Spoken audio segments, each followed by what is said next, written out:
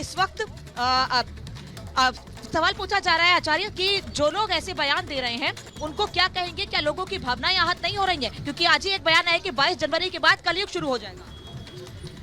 जय श्री राम, जय जय श्री राम। यश नास्ति स्वयं प्रज्ञा शास्त्र तस् करोति किम लोचनाम भ्याम विहीनस्य दर्पण की करिष्यते। जितने भी विपक्षी पार्टियां हैं, उनके जितने भी नेता हैं, वह सब आंख से अंधे हैं। आज देखिए राम भक्तों की जिस प्रकार की भीड़ है, यह लग रहा है कि त्रेता और सतयुग दोनों युग एक साथ साथ शुरू हो गए हैं। और यह शुरुआत हमारे देश के यशस्वी प्रधानमंत्री नरेंद्र मोदी जी के कारण हुआ है, विश्व हिंदू परिषद के कारण हुआ है, आरएसएस के कारण हुआ है। जो हम 500 वर्षों तक जिस चीज की प्रतीक्षा कर रहे थे और ऐसा लगता था कि यह मौका इस जीवन में नहीं आएगा, इस मौका को नरेंद्र मोदी जी ने दे दिया, आरएसएस ने दे दिया, विश्व हिंदू परिषद ने दे दिया। शैलेश तिवारी जी, इसलिए जब आचार्य शैलेश तिवारी ये कहते हैं कि ये राम मंदिर बीजेपी के प्रयासों के चलते हैं, वीएचपी के प्रयासों के चलते हैं, मैं एक बार जरा सवाल यही पूछ लेती हूँ समीर जी, जो बात बार बार कही जाती है कि आप लोगों के तो पॉलिटिकल मैनिफेस्टो के अंदर राम मंदिर निर्माण था, तो फिर आज जब मंदिर बनकर तैयार हो रहा है तो आप क्यों नहीं इसे एक सियासी कदम कहा जाएगा, क्योंकि ये तो सियासी एजेंडे में था। नहीं, देखिए सुचित्रा जी, मैं आज फिर कह रहा हूं, हमारे माननीय प्रधानमंत्री जी और मुख्यमंत्री जी दोनों ने स्पष्ट किया है कि ये राम मंदिर का मुद्दा कोई हमारे लिए राजनीतिक मुद्दा नहीं है, ये आस्था का सवाल है, ये देश की करोड़ों करोड़ों जनता के आस्था का सवाल है। और हम सरकार में हैं, हमारा काम है कि लोगों की आस्था और भावनाओं का ध्यान देना और उनकी रक्षा करना। उसके लिए माननीय प्रधानमंत्री और मुख्यमंत्री जी ने अपने स्तर से प्रयास किया, सरकार ने प्रयास किया, और 2017 के बाद अयोध्या बदली है। आज आप अयोध्या के अंदर देखिए, कभी अयोध्या में लटके हुए तार होते हुए थे, गहरी नालियां होती थी, टूटी सड़कें होती थी। आज अयोध्या के अंदर 50,000 करोड़ रुपए के प्रोजेक्ट चल रहे हैं। पिछले दिनों माननीय प्रधानमंत्री जी ने इंटरनेशनल एयरपोर्ट की सौगात अयोध्या को दी है। आज एक्सप्रेसवे की कनेक्टिविटी से जुड़ रहा है। अयोध्या के अंदर पंचकोसी 14 कोसी परिक्रमा इसी पर सवाल पूछ लेती हूँ एक बार।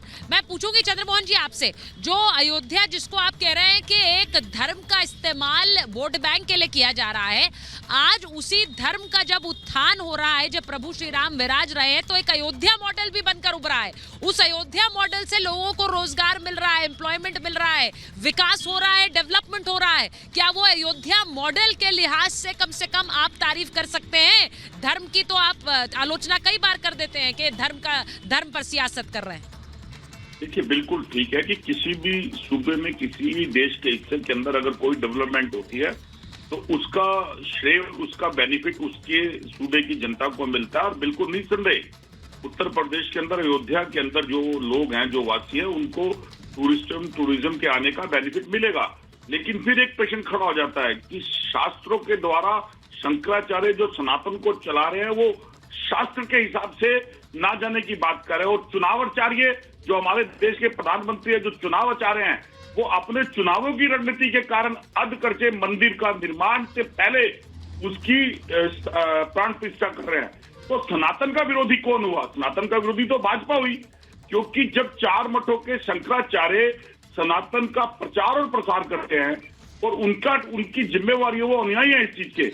अगर उन्होंने कोई प्रश्न खड़ा किया, ये गलत परिभाषा है। कहीं चारों शंकराचार्यों ने विरोध नहीं किया है, होता है कहीं नहीं किया है। ये कांग्रेस की कल्पित कल्पना है और गलत बयानी है। शंकराचार्यों ने सदैव हिंदू धर्म के साथ खड़े रहे। और आप हमको एक प्रश्न का जवाब दे दो, आज तक किस मंदिर की प्राण प्रतिष्ठा में जाके शंकराचार्य ने पूजा की है?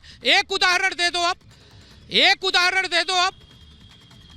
अरे अभी आपके सामने उदाहरण दे पाएंगे? वो कह रहे हैं कि किसी एक मंदिर में ऐसा है, कोई ऐसा है जहाँ। एक और सवाल है, आपके पार्टी के नेता पंडित जवाहरलाल नेहरू देश के प्रधानमंत्री थे और सरकार के वाले आदि शंकराचार्य के द्वारा बनाए गए मतों के शंकराचार्य वहाँ आने से मना कर रहे हैं, तो किसकी जिम्मेवारी है? का ठेकेदार कौन बनता है? धर्म का ठेकेदार पूछ रहा है कौन बनता सोमनाथ की चुनाव प्राण कार्य प्रतिष्ठा में देश के पंडित नेहरू गए थे कि नहीं गए थे? चंद्रमोहन जी सवाल सुन लिया आपने? एक अधूरे मंदिर की प्राण प्रतिष्ठा कर रहे हैं जिसका विरोध सनातन प्रेमी को करना चाहिए। सवाल सुना नहीं आपने, लगता है या फिर सुनकर दरकिनार कर रहे हैं? लेकिन ये गौरवशाली की आप तो शौचालय बना रहे थे राम जन्मभूमि पर। आपके नेता कपिल सिब्बल बाबरी मस्जिद की वकालत कर रहे थे। शर्म से डूब मरना चाहिए। बेनिफिट देने के लिए भर पानी में सनातन का अपमान किया है और सनातन के प्रचार और प्रचार के शंकराचार्यों का अपमान किया है। वो कह रहे हैं विरोधी है। मैं बोल रहा हूँ भाजपा और भाजपा सुन लीजिए चंद्रमोहन जी, वकालत दोनों तरफ से किसी भी पक्ष की हो, लेकिन उनका ये कहना है कि वहां पर कांग्रेस के नेताओं ने कहा कि ये जमीन पर वो चीज बन जानी चाहिए, यानी शौचालय बन जाए या स्कूल बन जाए, वो वकालत करते हैं। आज मंदिर बन रहा है तो उसमें तो वो श्रेय क्या ले सकते हैं, वो दूर ही भागेंगे। क्या ये सही है? मैं इसलिए पूछ रही हूँ शैलेश जी को, अगर आवाज आ रही है मेरी, आचार्य शैलेश तिवारी को। आचार्य जी, मैं कहना चाहता हूँ, हाँ मुझे आवाज आ रहा है। सुचरिता जी, ऐसा है तिवारी को आवाज कि जब किसी मंदिर के अंदर गर्भगृह पूरी तरह से बन जाता है तो गर्भगृह में भगवान को विराजते हैं। अभी तक तो हमारे भगवान टेंट में थे तो वहाँ पूजा नहीं हो रही थी क्या? हो रही थी पूजा। प्राण प्रतिष्ठा दो प्रकार का होता है, चलित प्राण प्रतिष्ठा और अचल प्राण प्रतिष्ठा। अचल प्राण प्रतिष्ठा एक जगह स्थापित हो जाते हैं भगवान, वहाँ से हटते नहीं है। और चलित प्राण प्रतिष्ठा जो होते हैं एक स्थान से दूसरे स्थान तक चले जाते हैं। जहाँ तक शंकराचार्य की विरोध करने की बात है तो शंकराचार्य जब हिंदू धर्म पर संकट आया, शंकराचार्य छोड़कर भागे हैं। जब हिंदू धर्म पर शंकराचार्य छोड़ कर भागे हैं। आप सर काटने वाला जो मुद्दा था आपने देखा होगा, कोई शंकराचार्य ने नहीं बोला। और हम लोग टीवी चैनल पर आकर के हम विरोध किए। जिस मुसलमानों ने जिसने सर काटने की तसरतन से जुदा की कहानी कही, बात कही उदयपुर में, वहाँ हम लोग टीवी पर चैनल पर बोल मुझे लगता है शंकराचार्य लोग बिल में घुस गए थे। जो शंकराचार्य आज भगवान श्री राम का विरोध कर रहे हैं और 4 शंकराचार्य में यहाँ चारों शंकराचार्य बैठे हुए हैं जो राम मंदिर के उद्घाटन में है, जो प्राण प्रतिष्ठा में है, जिसमें जो शंकराचार्य हैं इसमें एक अधोक्षानंद जी महाराज हैं, शंकराचार्य हैं। वासुदेवानंद जी महाराज जो हैं वह जोशी मठ के शंकराचार्य हैं और अधोक्षानंद जी महाराज पुरी के शंकराचार्य हैं। और अपने आप बांट लिया ये लोग शंकराचार्य का पद। कितने दुख की बात है। जब एक चीज मैं पूछूंगी और मैं ये अपने सभी पैनलिस्ट से पूछ रही हूं। जब हम ये कहते हैं कि राजनेताओं को धर्म की बात नहीं करनी चाहिए, ये वाला सवाल बार बार उठता है। चलिए जी जरा सुन लीजिए सवाल एक बार आचार्य जी। मैं ये बोल रही हूँ कि जब राजनेताओं के लिए सवाल बार बार उठता है कि उन्हें धर्म की बात नहीं करनी चाहिए, तो उसी तरह से क्या ये सवाल नहीं उठेगा कि धर्म से जुड़े लोगों को सियासत की बात नहीं करनी चाहिए? मैं आपसे पूछूंगी संजय सरकार जी, क्या धर्म से जुड़े लोगों को सियासत की बात करनी चाहिए? ये तो दोनों पर लागू होगा। फिर जब एक तरफ आप कहते हैं कि मोदी योगी क्यों कर रहे हैं धर्म की बात, उन्हें अपनी सियासत से मतलब रखना चाहिए, तो फिर शंकराचार्य जी के बारे में ये सवाल जब वो उठा रहे हैं कि उन्होंने 2019 चुनाव में नरेंद्र मोदी को हराने की बात कर दी, वो सियासी मैदान में उतर आए, ये सवाल पूछे जा रहे हैं, तो क्या ये सही है? क्या उन्हें सियासी ताल ठोकनी चाहिए? ये पूछ रहे हैं बीजेपी। नरेंद्र मोदी जी हिंदुओं में लड़ाई करा दिए हैं। अभी देखिए साधु में लड़ाई हो रहा है, सबसे दुख की बात है।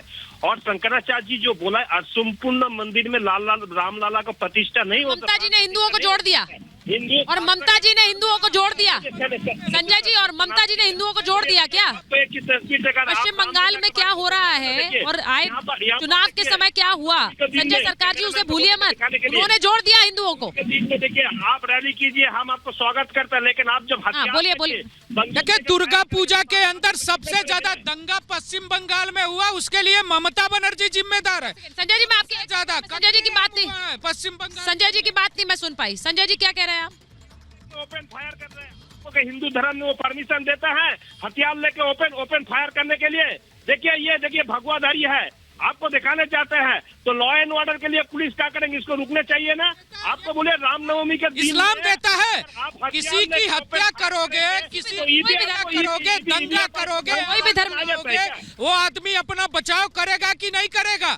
तुम्हारी पुलिस घर में दुबक जाती है, आप रामनवमी के दिन हथियार लेके फायर करते जाएंगे और वो फायर को हम रुकेंगे नहीं क्या? लॉ एंड ऑर्डर को नहीं रुकेंगे? कितना आदमियों को दिन हत्या हो सकते थे, कितना आदमियों को हत्या हो सकते थे, आपको मालूम है? कितना आदमी मर सकते थे?